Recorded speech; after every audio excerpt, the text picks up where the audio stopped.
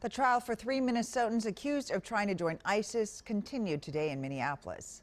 On the stand, a key witness for the prosecution who admitted to lying to the FBI agents in order to get a more lenient sentence. 20-year-old Abdullahi Yusuf is one of the 10 young men originally charged in the plot. He pleaded guilty and is now cooperating with the government. But as Esme Murphy reports, today in court, defense attorneys hammered away at his credibility.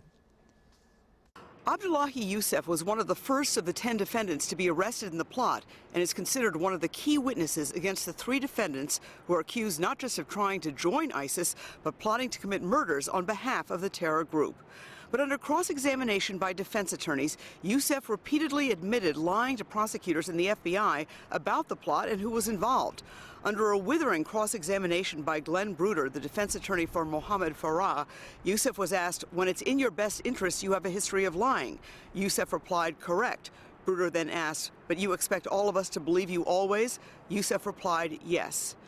Yusuf acknowledged telling federal agents that one of the defendants, Guled Omar, partied a lot and was often high as hell.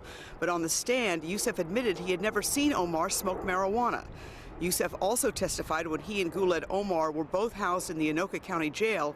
He reported that Omar had threatened him and his family. Jail officials were able to determine that Guled Omar could not have made the threats. On the stand, Yusuf described it as a case of mistaken identity. Prosecutors still have a number of key witnesses. Perhaps the most important one is a member of the plot turned government informant. That informant made a number of secret tape recordings of those involved in the conspiracy.